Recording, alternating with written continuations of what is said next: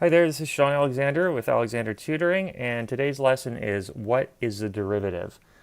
This is a subject that I've noticed causes a lot of calculus students a lot of grief, in that they don't really get what the derivative is as they move through the calculus class, and that causes a lot of conceptual misunderstandings. They can learn how to take the derivative like mechanically going through the motions, but they don't really get what it means. And here at AT, we are all about knowing the meaning behind everything we do. So I want to talk about this for a little bit because I think it's going to make your calculus class go way smoother if you just get this concept here. So the derivative is the slope of the tangent line. If I ask you what the slope of this function in pink here is, what's the slope of this function? You should take pause because that's kind of a silly question because you got to say, well, where? For example, if I want to know the slope here, we've got to look at what's called the slope of the tangent line, or a line that just touches the function at one point. And you can see that the slope at that location, at that x value, takes on one value. You can see it's uphill, so it's a positive slope. But if we looked at another location, say over here, corresponding to a different x value, well, now look, the tangent line is now downhill, going from left to right, and so it has a negative slope. So we can see that the slope of the tangent line is different at these different locations. So basically, the slope of this function f of x is different everywhere. Okay? So the next question is, well, how do we find this tangent line? And it turns out that this is a fascinating question that stumped mathematicians for thousands of years, and we have Newton or possibly Leibniz around the same time to thank for figuring out this problem. So I really want to show you what the problem is and how we solve it. So if we use traditional slope methods from your Algebra 1 class, do you guys remember this good old y2 minus y1 over x2 minus x1? I hope you know that one, otherwise you're in the wrong class.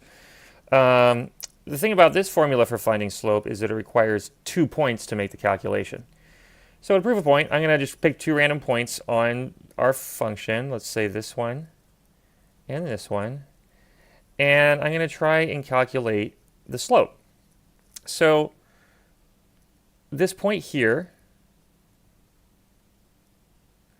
I'm going to relabel my x values here, so let's get rid of these guys. Okay, so we'll call this x1 again. And the second point,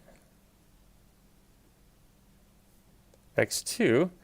And those correspond to y values. So if we go shoot straight over to the y-axis, we'll have y1. And for this guy, y2. Okay?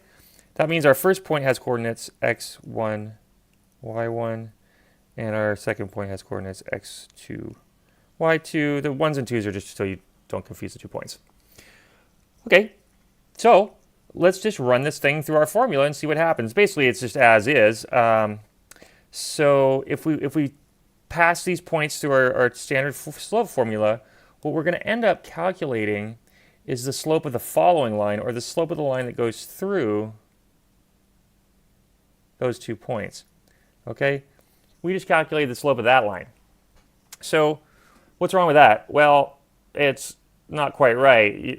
So we're trying to get the slope of the tangent line, and you can see maybe it's an approximation of the tangent line in a certain region, but it's not exact. So the next thing you would think to do, which would make sense, is let's pull those points in closer together, right, to get a more accurate representation of the slope at a point. So let's draw it again. Same pink function. And let's try to squeeze those points together. So I'm going to keep this first one right about where it was, and now I'm going to make the second one really close. Okay? So this is our new x1, y1, 2, excuse me, x2, sorry. And this one is y1, y2. Okay, so you can see now that if we calculate the slope of that line using the standard formula, well, we're going to get the slope of this line. And is that the right answer? Well, it's a lot closer, right? You can argue that basically we took x2 closer to x1. And so you can see that it's a lot closer to the slope of the tangent line, but it's still not perfect, right? It's still not right on that f of x pink line. So of course you say, all right, well, let's get those things as close as possible, those 2 points, but something happens, we can't just pull them right on top of each other because then something bad happens. What happens if you pull them right on top of each other? I'll give you a second to think about that while I draw the next graph. Well, if you do that, let's see what happens when we calculate the slope formula. We're going to get, if the 2 points are the same point, then x1 equals x2 and y1 equals y2, right? 2 points on the same point. Now what happens when we do our slope formula? We have a little bit of a problem. We get y1 minus y1, because remember y2 and y1 are the same now, over x1 minus x1 equals 0 over 0. That's not good. 0 over 0 is, of course, undefined, which is not a great answer for the slope of the tangent line. I mean, we can draw the thing. It should have a value that's not undefined, right? So we clearly have a problem here. So let's see how the genius of Newton or Leibniz, he's the other guy who figured out calculus, approached this problem. So we're just going to do a very clever trick, and we're just going to relabel stuff. Okay, so remember before we called point 1 x1, we called point 2. Now, the only little change I'm going to do here, instead of calling this guy y1, I'm going to call it f of x1, which is totally legit because if I plug x1 into the function f of x, the pink line, I should get f of x1, which is the y value, corresponding y value. Similarly, I can call, instead of y2, I can use f of x2. Why? Because when you plug x2 into the function, out pops the corresponding y value, y2. Okay, so now if we plug that into our standard slope formula, what do we get? We get of y2, we're going to put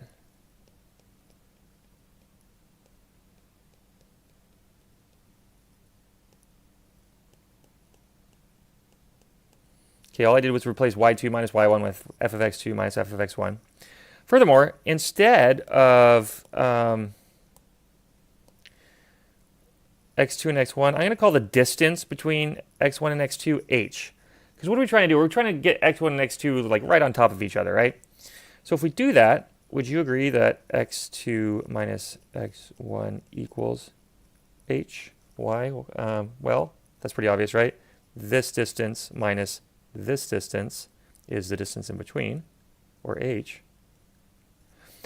Okay, or we could say, just rearranging it here. Okay, so going back to our slope formula, again, all I've really done is relabel things.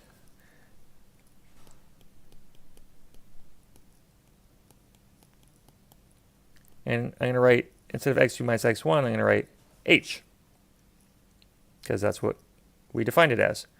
Okay, so this is just clever relabeling. Furthermore, for this x2 right here, I'm going to plug this guy in, right? Because x2 is h plus x1, so then we get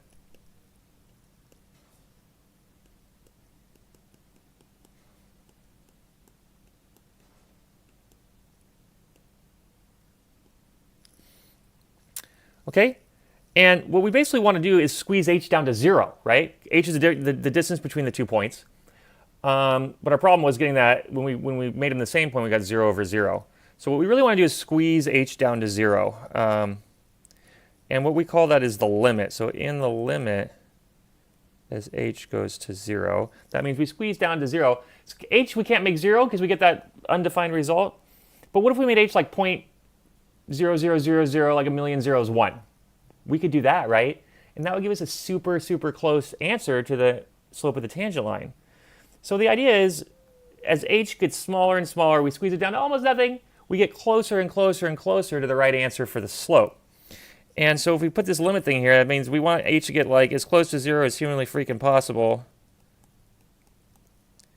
I'm leaving the little ones off my x's because they're all the same now, we don't really need it. Okay, and we arrive at the definition of the derivative. Now what's fascinating about this is we didn't really do anything other than relabel stuff, right? We called, instead of y1, y2, we used f of x1, f of x2. Instead of x2 minus x1, we use h, but it's really all the same thing. So we haven't really I mean, so this is actually a profound result. We can't really see why yet, though, right? Like, okay, who cares? Why don't we get, if h is 0, we still get it divided by 0. What's the deal? So I think it's best to understand how the power of this by using a quick, simple example. So I haven't given you a function yet. All I've said is f of x. Now I'm going to give you an actual function that you're probably familiar with. X squared. We've all seen it. Okay. So now we're going to run x squared through our new slope formula in the box here. So, and let's see what happens. So we say the slope of the tangent line is equal to the limit as h goes to 0.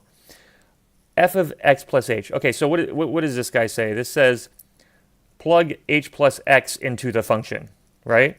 So now our function is x squared. So if I plug h plus x into the function, what do I get?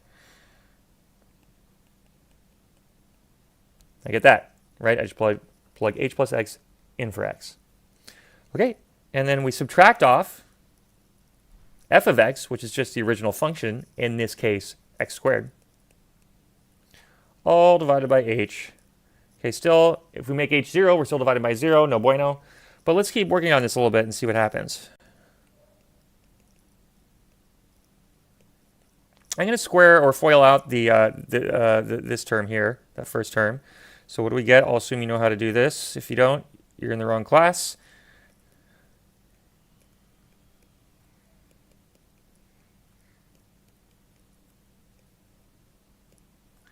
Okay, and then we can simplify the top. You'll notice that the x squareds go away. Look at that. And look what's left. We have h squared plus 2xh. There's an h common to both terms, so I'm going to factor that out.